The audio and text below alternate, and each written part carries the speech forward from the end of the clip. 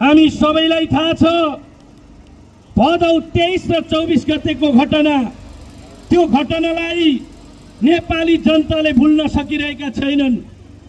नेपाली जनताले महसुस गरिरहेका छन् कि नेपालमा आतंकवादको प्रयास सुरु गरिएको हो।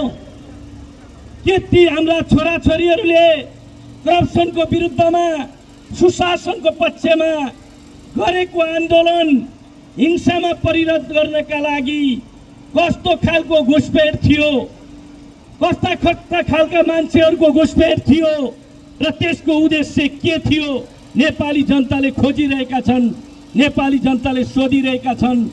दिनौदिन सामाजिक सञ्जाल र विभिन्न घटनाक्रमले 23 गते र 24 गतेको घटनालाई पुष्टि गरिरहेको छ। राष्ट्र, राष्ट्रियता, राष्ट्रिय स्वाधीनता, राष्ट्रिय एकता खलबलाउनका लागि हामी नेपाली जनताले ठुलो बलिदानी र सङ्घर्षबाट प्राप्त गरेको संविधानको हत्या गर्नका लागि संसदको हत्या गरिएको छ र हामीले 23 र 24 गतेको घटनालाई एउटै डालोमा हालेर हेरिरहेका छैनौँ। नेपाली जनताले बुझिरहेका छैनन्। 23 गते विद्यार्थी भाइ बहिनीहरूले, छोराछोरीहरूले जुन पवित्र उद्देश्य राखेर आचार संहिता बनाएर हामी व्यवस्थालाई गाली गर्ने छैनौँ, नेतालाई गाली गर्ने छैनौँ, हामी राजनीतिक दललाई गाली गर्ने छैनौँ, तोडफोड र हिंसा गर्ने छैनौँ भनेर आचार संहिता निर्धारण गरेर सुरु गरिएको, माइती घर मण्डलबाट सुरु गरेको आन्दोलन बानेश्वरमा पुग्दाखेरि कसरी हिंसामा परिणत भयो, कसरी हिंसा मच्चाइयो, कसरी संसद भवन तोडफोड गरियो, जलाइयो, कसरी सिंहदरबार जलाइयो, कसरी सर्वोच्च अदालत जलाइयो, कसरी शीतल निवास जलाइयो, कसरी नेताहरूका घरहरू जलाइए, व्यापारी प्रतिष्ठानहरू जलाइए, कसरी विभिन्न कार्यपालिकाका भवनहरू, प्रदेश सभाका भवनहरू जलाउने काम भयो। सर्वप्रथम म त्यो हिंसाको दुःख व्यक्त गर्न चाहन्छु, भर्त्सना गर्न चाहन्छु र त्यो आन्दोलनमा शहीद हुने ती छोराछोरीहरूप्रति भावपूर्ण श्रद्धाञ्जली अर्पण गर्न चाहन्छु र उक्त घटनामा घाइते हुने छोराछोरीहरूको स्वास्थ्य लाभको कामना गर्न चाहन्छु। र म यो सरकारलाई आग्रह गर्न चाहन्छु, यो सरकार आफैमा अवैधानिक सरकार छ, वैधानिक रूपमा बनेको सरकार छैन।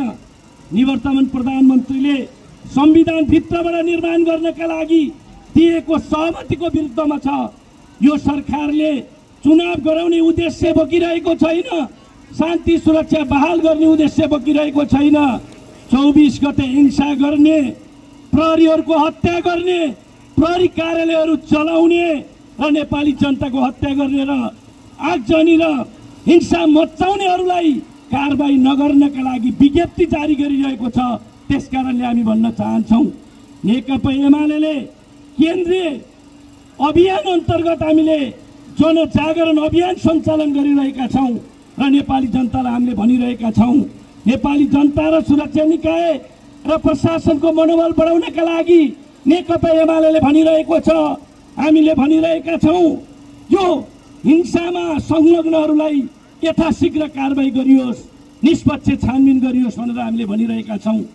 जुन छानबिन समिति निर्माण भएको छ त्यो छानबिन समितिको संयोजक आन्दोलनमा सहभागी व्यक्ति बनाइएको छ, त्यसमा हामीले भर्त्सना गरेका छौँ र निष्पक्ष छानबिन आयोग निर्माण गर्नका लागि आग्रह गरिरहेका छौँ। त्यो हिसाबले हामीले नेपाली जनतालाई बुझाइरहेका छौँ।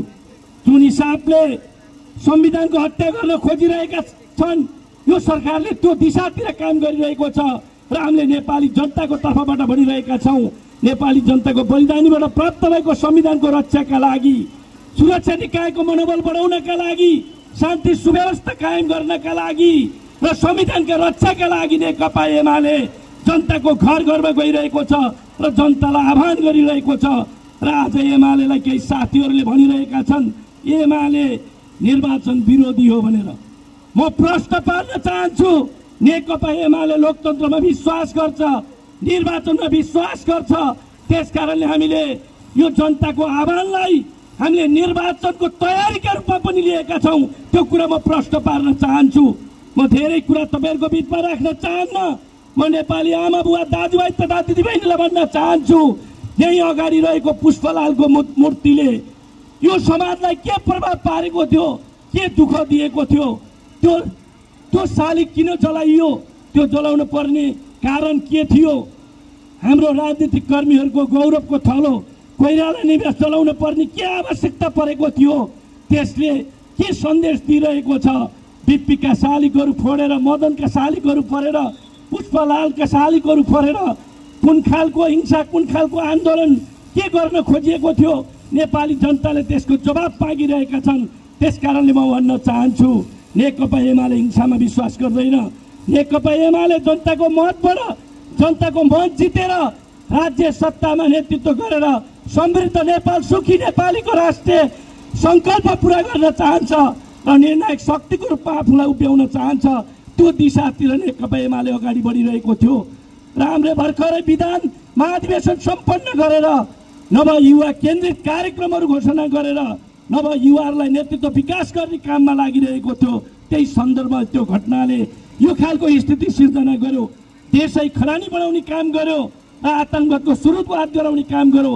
ती सबै घटनाहरूको चाहिँ भर्त्सना गर्दै र यी घटना गराउनेहरू सबैलाई कारबाहीको दायरामा ल्याउनका लागि माग गर्दै र देशव्यापी रूपमा नेकपा एमाले जुन हिसाबको कार्यक्रम सञ्चालन गरेको छ, सम्पूर्ण जनताहरूलाई, आमा बुवा दाजुभाइ तथा दिदीबहिनीहरूलाई, नयाँ जेनेरेसनहरूलाई यो जनजागरण अभियानमा सहभागी भएर संवैधानिक सर्वोच्चता कायम गर्नका लागि, संविधानको रक्षा गर्नका लागि, विघटित प्रतिनिधि सभा स्थापित गर्नका लागि जोरदार माग गर्दै मेरो भनाइ अन्त्य गर्न चाहन्छु।